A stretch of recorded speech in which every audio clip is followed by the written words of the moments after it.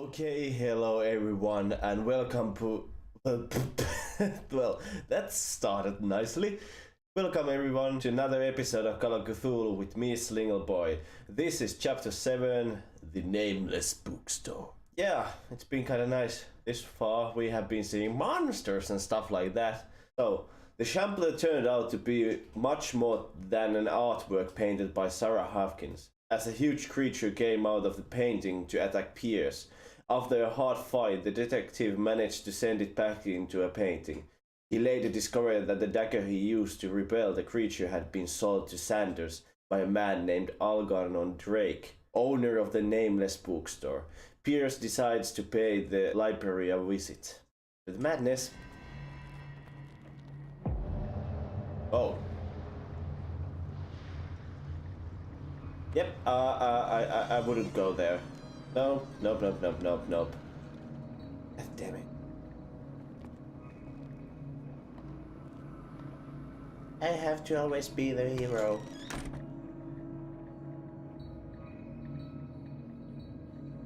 Right. Where is the bookseller? Well, place is kinda dead. Freud's The Interpretation of Dreams. It's the work that laid the foundations of psychoanalysis at the beginning of this century. Oh, Freud. His practical work written by Sigmund Freud was psychologist describes the techniques of analytical interpretation of dreams. The analysis must follow several rules, especially that of free association, a principle announced by Freud at the end of the 19th century. It treats dreams as a way of revealing buried desires. I cannot believe that this theory is applicable to my nightmares. Why? Wouldn't you always want to have those dreams? I would like to see those tentacles and stuff trying to come off the walls. Darkweather History. Harry Campbell, Volume 2. A Puritan colony led by Reverend John Wickwood settled on the island during the 17th century. They named the island Darkwater because of the dark shades of the sea. They believed it was because of the peculiar color of the rocks surrounding the island. They erected the first buildings, among which were the Hawkins Manor, the church, and the cemetery. The rare documents and handwritten notes they left spoke of nightmares and deviant behaviors. They disappeared at the beginning of the 18th century. Alright. So that's the whole book. Hey. In the end of this game, I'm just carrying a hell of a lot of books. But yeah, why not? I'm a scavenger. I'm not an investigator. Okay, another one. Handbook on Anatomy and Dissection Book 2. Ah, more medicine. More medicine to us. What? What? That's some steampunk shit going on here. Yeah, it's some kind of airship. I actually had made a Call of Cthulhu game, which was steampunk Call of Cthulhu. An old diary. Ooh, Diary of the Pastor's Wife, Volume 4. The pastor declared himself to be a prophet. He renounced God and worshipped the strange pagan entity with a monstrous appearance. His wife tried to reason with her husband, but in vain. He was convinced that he must listen to his voice in his head because it holds the truth. Huh. That actually sounds like the Hawkins family. The Charles goes mad and the wife tries to stop him. Well, we're running circles. Well, that's Neanderthal. I think we're here. There. Okay, Darkwater History, Volume 4. In the 19th century, as the American whaling industry reached its peak in the rest of the world, whales gradually disappeared from the waters surrounding Darkwater. This phenomenon appears even more mysterious because, up till then, the region was a favorite refuge for cetaceans. In 1847, after months of pursuit, Skylla returns to port with a gigantic creature on board. Its crew asserts that the sea monster had eaten all the disappeared whales. After a night of ferocious combat, the survivors managed to drag the beast on the whaling ship. Okay, they took other whales. I would say that it's Cthulhu needs the whales, but he should be sleeping. Nothing here. Ah, oil. Less the oil. Wait, there was a thing that some things can't be seen. Can be seen only when you're using lights. But there's that gas lamp. Pot lamp. So, yeah. Let's go for there. I'm not scared at all. Why would I be? What happened here? Alright, reconstruction time. Let's start over. Where did they break in from? Well, Blood. Seemed like amateur work.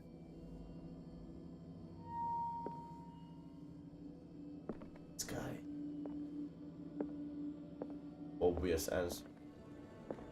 Yeah, I understand. It makes it clear to us. Oh, I didn't see that. No sign of struggle. If the burglar smashed this jar, it wasn't intentionally. Was he hurt then? Well, if he broke the window, got the blood on his hands, it might get serious very soon. So yeah, he was injured, or she was injured. Because being stupid. Yes. Not bad. Some things feels a bit stupid. I'm not saying that well, okay. I think I'm missing some points, but oh, there's some clues. What sort of thief leaves his tools at the crime scene?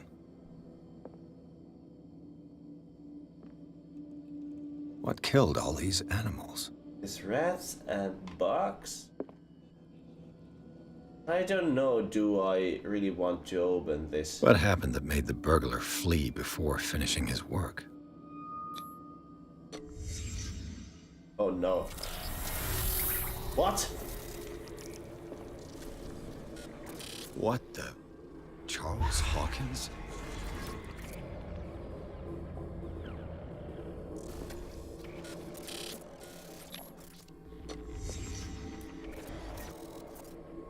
What is happening here? How? What sort of power did Sarah Hawkins' painting possess?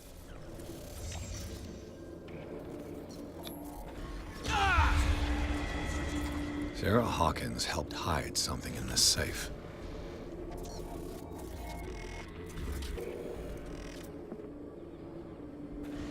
This is very odd way to have an investigation. Drake put in a great deal of effort to hide whatever is in here. Everything is linked to the Sarah Hawkins case. Okay. That investigation is very bad. So that felt like some magic or something. It wasn't like a spot hidden thing. But yeah. A strange amulet. I have a feeling I'd better not touch it. Well, touching it already. A strange amulet, the pendant is the shape of a large dog. I don't know what it represents. Well, maybe a dog. I might find out more by searching the bookstore. Well, yeah. It was more than dog. Ooh. Drake left instructions on how to find the combination of his safe. Why?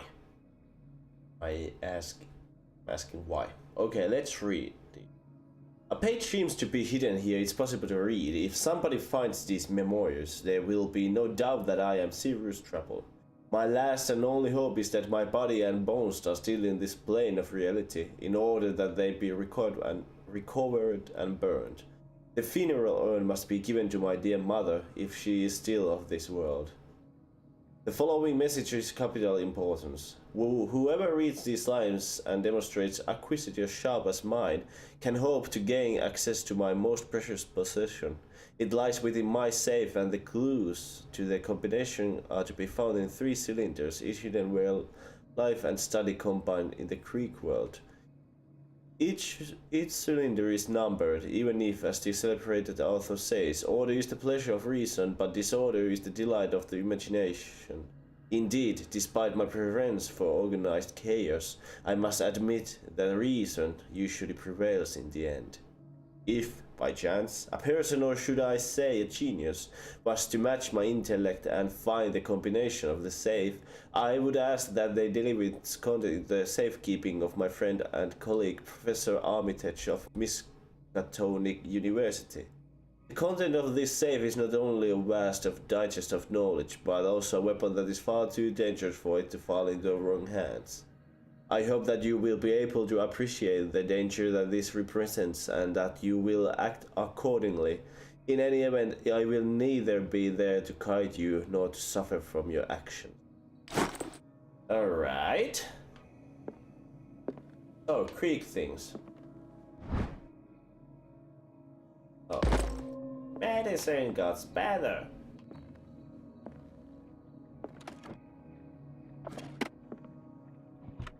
Oh, Is everyone on this island taking sleeping pills? Looks like it. Okay, the key of the... What link did he find between Charles Hawkins and an old amulet? Wait. The liar. Whoa, I'm getting goosebumps. No. The liar is the place where the CTHULHU is. This key that bears the elder sign is the only one able to protect your psyche. It is in the form of cylindrical medallion, hanging at the end of the heavy chain. Hundreds of years ago, the star and the branch whose purpose is to push back the forces of the great old ones were engraved at its center. Everything points to it being Charles Hawkins that tore it from its last owner, an Egyptian antique dealer. In press cuttings that mention the misdemeanor, the date of the robbery coincidence with the last of Hawkins' trips to Cairo. It remains to be seen whether he knows of the true purpose of the artifact. Try to find it.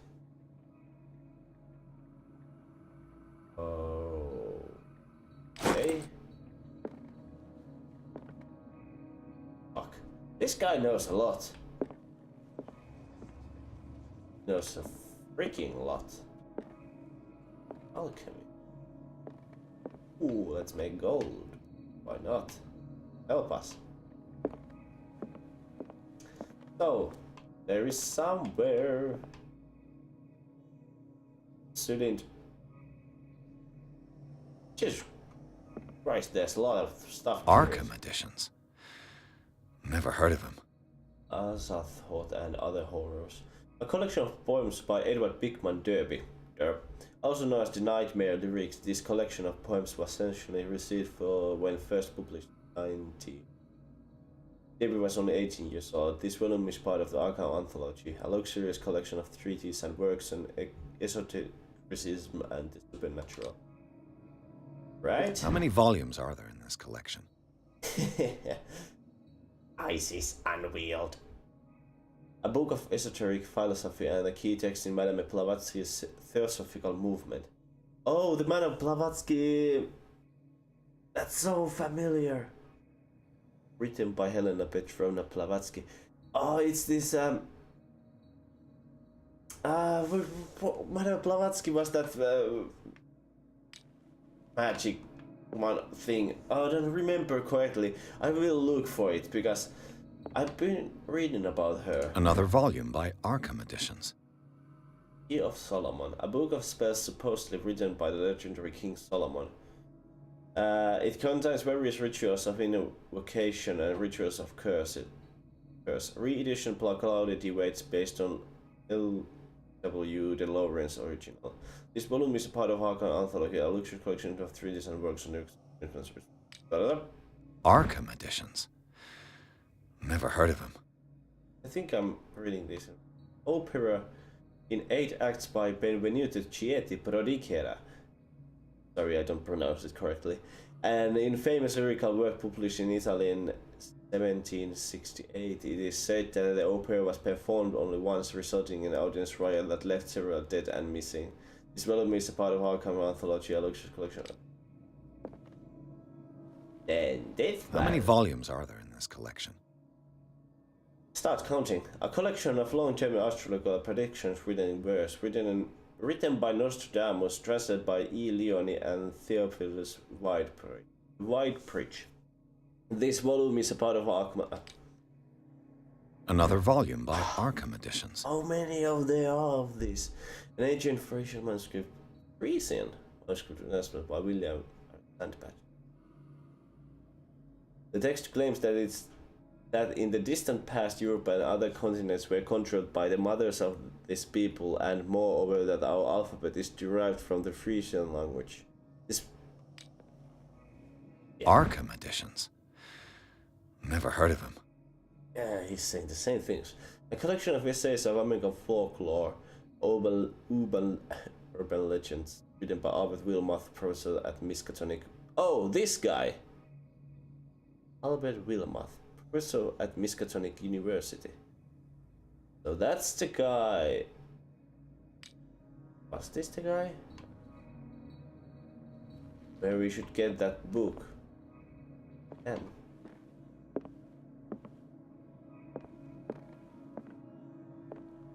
this one. How many volumes are there in this collection?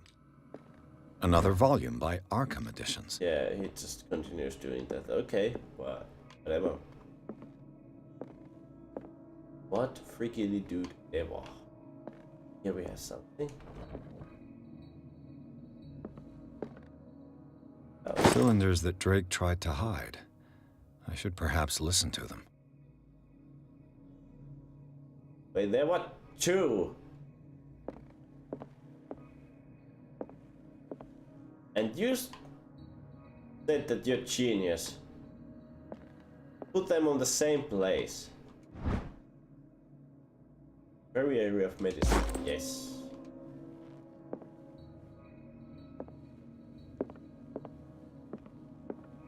Boy.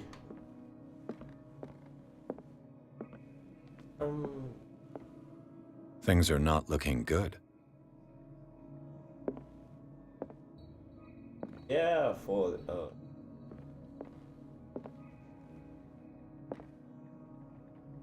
kind of chalice. this goblet seems to be very ancient. It seems to be made of gold and decorated with real precious stones. Do the rubies and sapphires make up a specific motive? A kind of chalice. Green, red. 2 green, 1 red.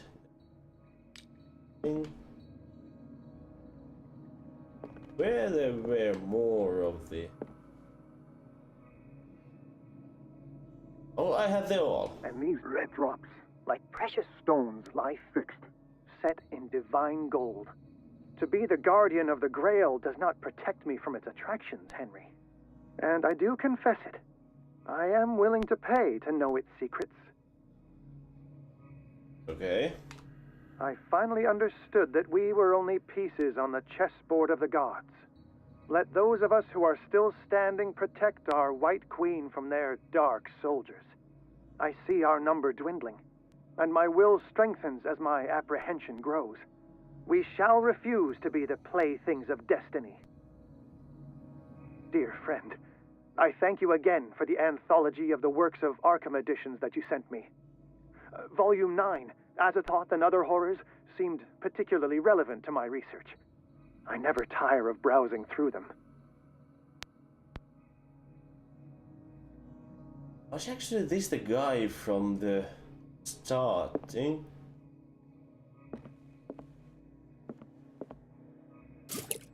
That guy who were reading in a bar.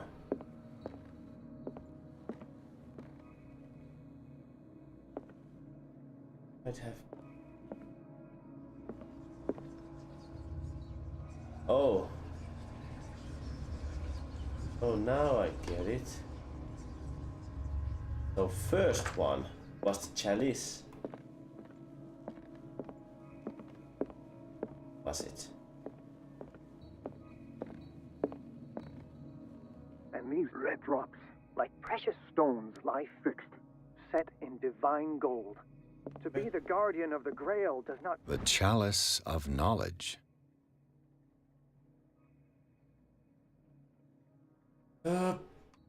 Okay, there's a scar where I can start. 1, 2, 3, 4, 5. So it's 5. Protect me from its attractions, Henry. And I do confess it. I am willing to pay to know its secret. I finally understood that we were only pieces on the chessboard of the gods. Let those of us who are still standing protect our White Queen from their dark soldiers. I see our number dwindling, and my will strengthens as my apprehension The Queen grows. has little protection. We shall refuse to be the playthings of destiny. So it's 4, 5, 4. If it's like the... It's 4 or 3. I think it's 4. Or maybe it means the protection, so then it's a 3. But yeah. And the last one was the number of the box. Or maybe it was only the Azathoth. So these are the volumes that Drake was talking about in his message.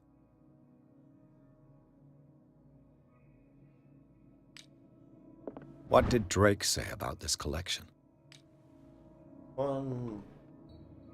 Are you part of it? No. 1, 2, 3, 4, 5, 6, 7, 8.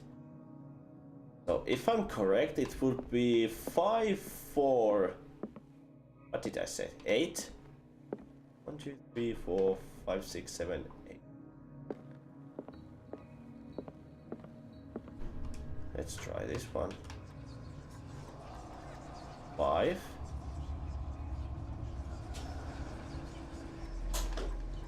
4, 8. Okay, it wasn't. Oh fuck. So this is 8. This might have been the 3.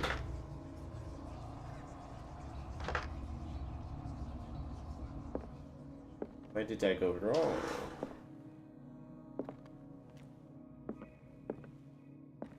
Two, 3, 4, 5, 6, 7, 8 books, or maybe it's not about how many books there are. I will check what he says. Dear friend, I thank you again for the anthology of the works of Arkham editions that you sent me. Volume 9, Azathoth and Other Horrors, 9. seems particularly relevant to my research. I never tire of browsing through them. 9, 9. That must be it. Wasn't it? Yeah, here we go. Oh no.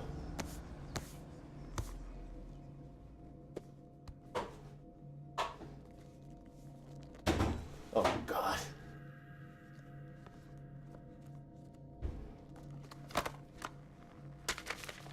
Why you read it there? Why you would...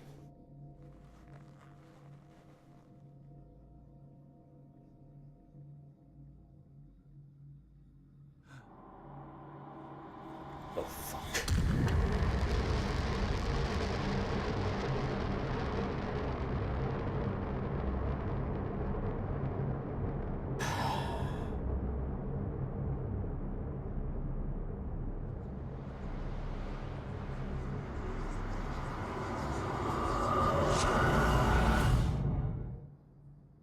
Ow! So, that was the chapter 7. Thank you for watching. Oh, of course we had to open and look for it. Well, I wouldn't blame him. But yeah, we're going to see the next one. What will happen? This wasn't so bad this time. I didn't get scared at all. Thank you for watching and see you in the next episode of Call of Cthulhu. Bye!